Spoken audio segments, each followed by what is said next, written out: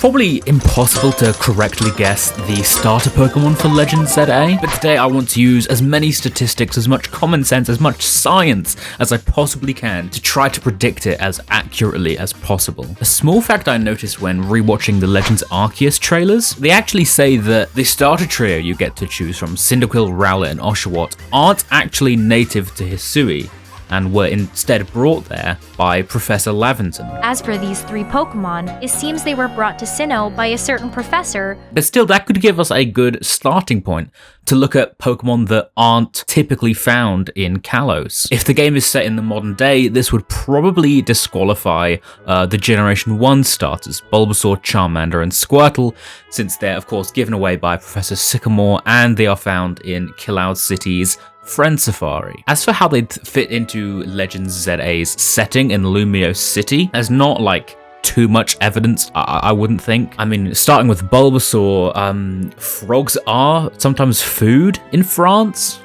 That's really kind of all I have to say. I think the main issue really is that frogs, they're quite like common animals. It wouldn't really have any need, to adapt for a new regional form. Overall, I think it's pretty safe to say that the Generation 1 starters won't be in the main starter trio. I got a bit of an offer here for you. I want you to go into the comments and I want you to share your predictions for what you think the main starter trio is going to be. If you're the first one to guess that specific combination, and if you end up being correct, then I will trade you shiny versions of all 3 of those Pokemon. For more details, I'd recommend subscribing and clicking the notification bell to activate notifications. I'll be talking more about it later when Pokemon Day rolls around, during a live reaction live stream on the channel. It's pretty evident that Cyndaquil has already received a nice bit of attention with Legends Arceus, so I think we can safely cross it off of our predictions. In its Pokedex entry, Meganium is described as reviving dead plants and flowers, and I'd imagine, for redeveloping the city, truly building the bonds between people and Pokemon, I imagine that's a very useful skill. It's also known to soothe and calm aggressive feelings, and Bayleaf is known to restore people's health with its spicy aroma. Perhaps a new regional form or Mega Evolution could focus more on this aspect of its character, I suppose, which it seems to lose after evolving into Meganium. It could focus more on healing people and, well, helping to rebuild and redevelop the city. Because we know the theme of Legends ZA is rebuilding the bonds between people and Pokemon, and I think supporting people's health, making the city much more lively, I think that's a great way for Meganium to go about that. You could even go with like a really obvious typing. I think this is like the most requested one I've seen online. Grass and Fairy. Everyone talks about how Meganium should be a Grass and Fairy type, but give it a new regional form that lets it be a Grass and Fairy type. Chikorita also has, I'm not sure what you'd call it, it's a little feature around its neck which looks like a pearl necklace. And Paris was also known as the City of Pearls in the 19th and 20th centuries due to its control over pearls sourced from the Persian Gulf and the eventual inclusion of pearls in Paris's popular culture. I'm just saying, thematically, if it's set in the past, I think Chikorita would work really, really well, especially considering it's probably one of the least popular starter Pokemon of all time. Totodile has been a pretty popular choice for the Legends ZA starter. I wouldn't say it's been the most popular, but it's definitely up there, I think. From what I remember, it comes from this story of a crocodile living in the Paris sewers in 1984. I imagine some sort of sewer-ish area will make an appearance in Legends ZA, so perhaps Totodile would be a pretty good fit for that area. Even if that sort of area doesn't appear, there's actually a pretty fitting location just outside of Lumio City, because of course alligators are known to be found in swamps, and Lumio City borders a swamp, which is Kalos' Route 14. Bellsprout and Ekans are 2 Pokemon found on this route in X and Y, and though they are also seen in Legends ZA's first reveal trailer. Judging from this alone, it could make sense that this is not necessarily like a teaser per se, but we could infer from that information that Route 14 will make somewhat of an appearance in Legends ZA, as well as the other routes surrounding Lumio City. If you want to see more Pokemon that are confirmed to be in Legends ZA from the reveal trailer, there is another video on this channel you can check out. It goes really in depth. I'd really recommend it, especially with Pokemon Day right around the corner. As for a regional form, I suppose the question does come up, why would it need one? What would it need to adapt 4. I believe in Legends Arceus, Typhlosion got a new regional form due to something about Mount Coronet. Decidueye adapted to Hisui's extreme cold. Of course, the obvious answer for why a starter Pokemon like this would need to adapt would be Prism Tower.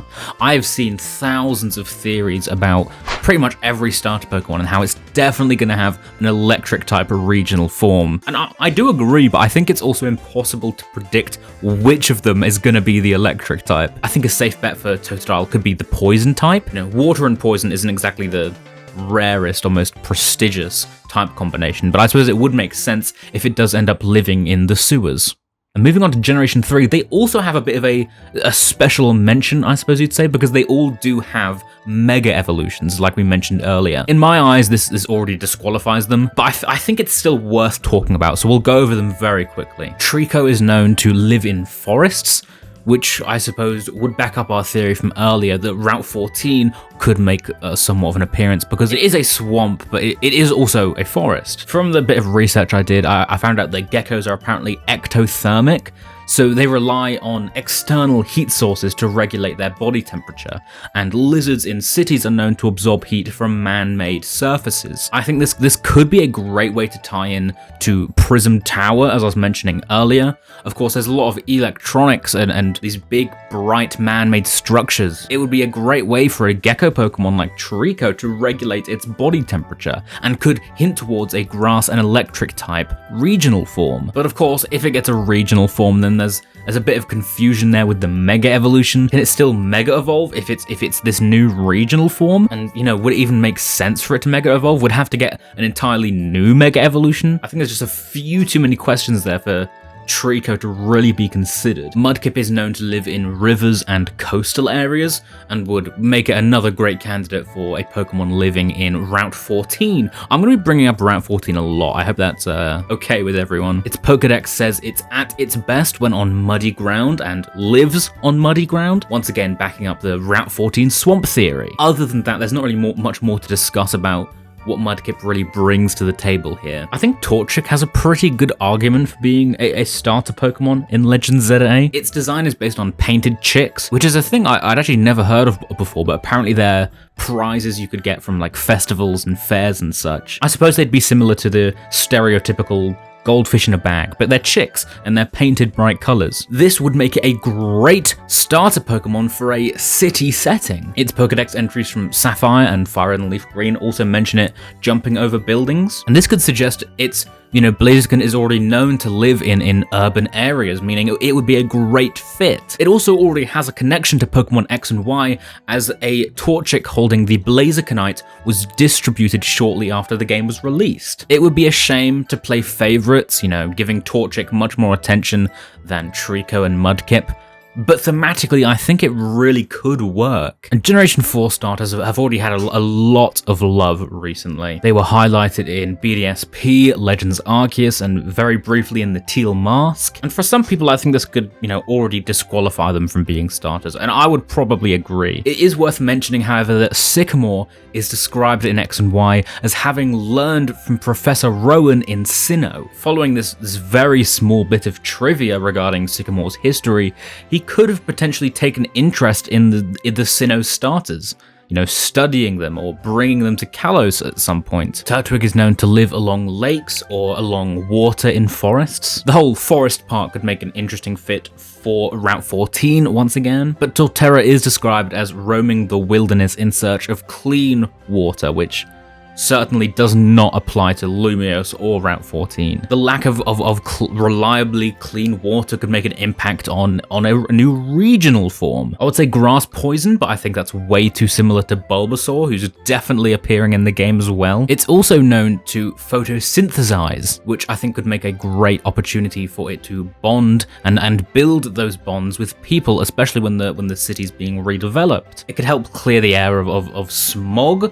or fumes from, these large machines. Grotle is also known to grow fruit, which is described by Professor Laventon as sweet, nutritious, and truly delicious. Perhaps this is another way it could build bonds with its trainers and other people. Now, Piplup. I don't want to talk about Piplup. I hate the idea of it being one of the 3 starters. It's just too obvious. If you don't know its final form, Empoleon, its name is a combination of Emperor and Napoleon, the French guy. But then if you get a regional form or a Mega Evolution, how are you meant to make it relate to Lumio City and Kalos even more? It's already based on Napoleon. How are you going to make it more French? Although it is important to consider that Oshawott was in Legends Arceus, possibly for a similar reason. The Generation 5 starters are based on different aspects of culture in New York. Snivy is European culture, Tepig is Chinese culture, and Oshawott is Japanese culture. So it made sense for Oshawott, based on Japanese culture, to appear in a Japanese region. But more realistically, I just don't think there's really a habitat for Piplup really in Lumios or possibly anywhere in Kalos whatsoever. There's like 2 areas in X and Y that have snow. I just don't think Piplup's cut out for that. It's described in Diamond, Pearl, and Platinum as living along shores in northern countries, living alone away from others, which, a city environment wouldn't be great for, and searching for prey in icy seas. None of this works with Lumios whatsoever. There are certain adaptations that have occurred in real life. I mean, penguins are known to live and wander around Cape Town in South Africa, with urbanization leading to a lot less predators forcing them out of these areas. So, I mean, it's possible. I just don't think it would make sense at all. Not even slightly. Because remember, you're likely finding these starter Pokemon in the wild as well, just like in Legends Arceus. There's not really much to say about Chimchar. It's known to live atop craggy mountains, which, aren't exactly present in Lumios or Kalos at all. Legends Arceus' Pokedex entry says it was once known as a Lantern Tail and was feared as some kind of apparition, which, thinking about it does kind of make you think of like a fire and ghost type regional form. But that would be our 3rd fire and ghost starter in the past 2 generations, with Hisuian Typhlosion and Skeledirge. It'd be like a really stupid reference to the fire and fighting starters. Now, Generation 5, there's a lot of discussion recently about Unova and the Generation 5 Pokemon, especially because Generation 5 Pokemon feature very heavily in the original X and Y games. Sycamore's research lab is full of sketches of Ordino, Boldor, Snivy, Tepig, and Parfum Palace features references to Serperior, Bisharp, and more. We're also going to exclude Oshawott from this discussion because it was in Legends Arceus and there's not really much to say about it. Snivy's the real big one that everyone is talking about. As mentioned earlier, it's inspired by European culture, and since that's how Oshawott got into Legends Arceus, it could make sense. Servine is known to avoid attacks by sinking into the shadows of thick foliage. Of course, immediately out of the gate, that's a big factor for some sort of adaptation, like a regional form, because there's not really thick foliage in Lumios or around Lumios. I think the best you have is Route 14's swamp forest thing, but perhaps a grass and dark type regional form would be interesting as it learns these more underhanded techniques to, get food and defeat its rivals, as well as the fact it would probably have to, learn to blend into the shadows. Serperior is known as the Lord of the Forest in Pokemon Violet's Pokedex entry, and, Route 14 does have a forest. This could play into the grass and dark type theory because, it's described as being very intimidating, and this evolution could play into these dirtier, more underhanded methods of battle. Maybe we've had too many grass and dark type Pokemon recently. I mean, Wo-Chien, Zarude, Meowscarada, Brute Bonnet. Maybe it's time to give the grass and dark pairing a bit of a rest. Of course, if it does appear in the swamp forest area, it could also be a grass and ground type. Who knows? Just spitballing here, really. Tepig is one of my favorite starter Pokemon, so do forgive me if I'm a bit biased here. Pignite is known to stand up to any opponent when defending its friends, and Emboar cares deeply about its friends. I think these are already great ways to emphasize the theme of bonds between people and Pokemon that, shows up in X and Y and Legends ZA. Sketches of Tepig are seen in Sycamore's lab, which I mentioned earlier, implying that the professor has already studied these Pokemon. Tepig is also known to be a glutton, and Embor's design is based on a Chinese general who was decapitated. This could arguably be linked to the nobles during the French Revolution, who were also decapitated, as well as the famous "let them eat cake" quote, often incorrectly attributed to Marie Antoinette, a noble who was decapitated. I don't know, is that a bit of a dark topic for a Pokemon game? But still, a more noble fire and fairy type Embor could be seen in Legends ZA. Rowlet is once again excluded. It was in Legends Arceus, and there's not much to say about it. I think Litten has a very good argument. It's of course based on a cat, and cats are very common pets, especially in these urban environments. Of course, cats being pets also links back to the theme of bonds between people and Pokemon. Also, with Incineroar being a wrestler, there's also a history of wrestling in France, dating back all the way to the 1830s, with a Napoleonic soldier being the first to develop the Greco-Roman style of wrestling. Popplio, I might be a little biased here again, I love Popplio. I've mentioned it in another video before, but its signature Z-move, Oceanic Operetta, is called Watatsumi's Symphonia in Japanese. Watatsumi is mentioned in Kalos as well, with the Sea Spirit's Den, which is where the legendary birds are found, being named Watatsumi's Den in Japanese. For context, Watatsumi is a dragon and water deity in Japanese mythology. Perhaps this could hint towards a more sinister water and dragon type Primarina, which would make it a perfect counterpart to its water and fairy type. The link is tenuous, but I still think it's quite interesting since Watatsumi isn't mentioned anywhere else in the series. On top of that, Primarina is a performer, and a performer would work well in an urban environment. I mean, come on, who are you going to perform to in like the middle of the ocean?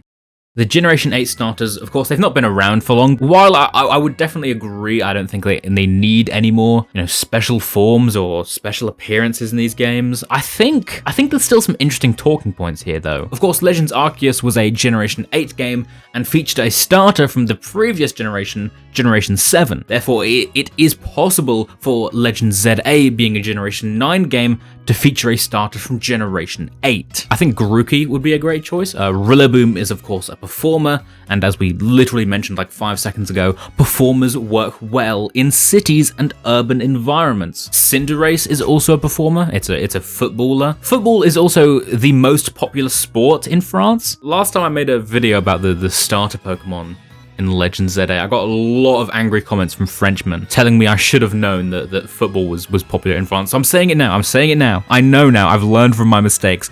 Football is popular in France. But of course, this would make you wonder, much like Piplup, if it gets a Mega Evolution or a regional form, where would it go if France is already linked to football? However, there is a recent controversy in Paris involving over 300 wild rabbits digging thousands of tunnels underneath a garden near Napoleon's tomb. According to The Guardian, these rabbits have been reportedly gnawing on electrical cables and garden hoses, which could potentially inspire a fire and electric type regional form for Scorbunny. When Cinderace was first revealed, I really thought it was going to be an electric type, but no, they never did it, and I think now would be the perfect opportunity. They can finally redeem what was probably the worst generation of starter Pokemon in a very long time. Its regional form could also then perhaps stray from its more humanoid form and give it a more, well, I suppose a rabbit-like appearance. I know a lot of people have criticisms like that when it comes to modern starter Pokemon, how a lot of them are very humanoid. Personally, I'm not sure where I land on that discussion, but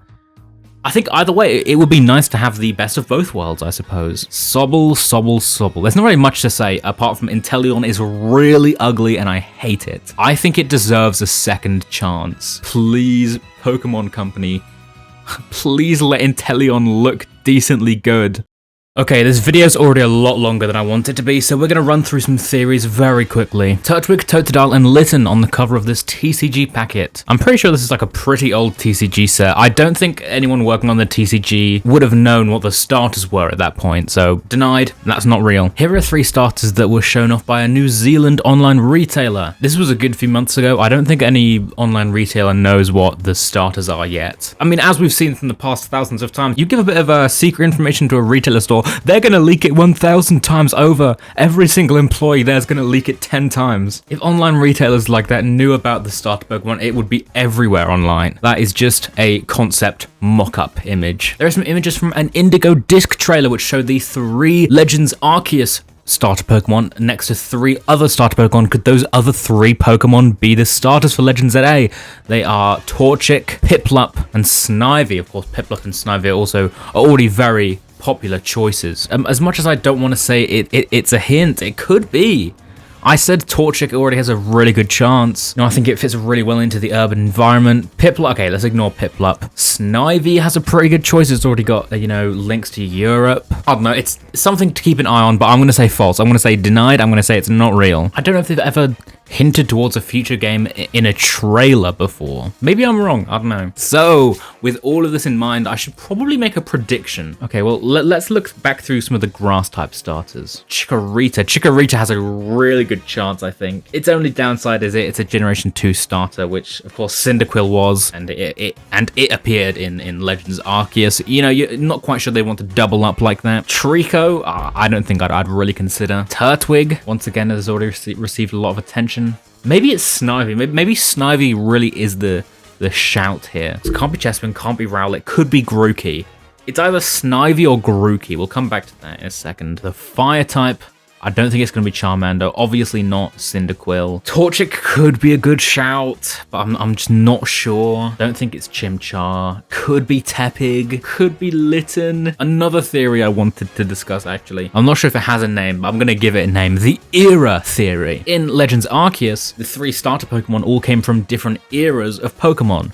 Cyndaquil is from the Game Boy era, Oshawott is from the DS era, and Rowlet is from the 3DS era. Following on from this, I think it could be really interesting to see a DS era starter Pokemon, a 3DS era starter Pokemon, and a Switch era starter Pokemon. So how about we say Grookey, Tepig, and Popplio? Well, I just realized that I've kind of walked myself into a corner here. There's only one 3DS era game that isn't Generation 6. I don't think that's a bad shout. But I'm also worried that I'm just biased because I really like Tepig, Grookey, and Popplio. Okay, let's rework this. Let's rework this. Maybe Litten. Let's say Litten for the fire type. Snivy, Litten, and I guess Sobble. I kind of don't want to go with that prediction because Litten and Snivy are already very popular choices, and I also don't like Sobble. And I'm gonna stick to my guts. It's gonna be Popplio. It's gonna be Popplio. Maybe Popplio, Scorbunny, Snivy. Let's go with it. Let's do it. Let's lock it in. Snivy, Scorbunny, Popplio.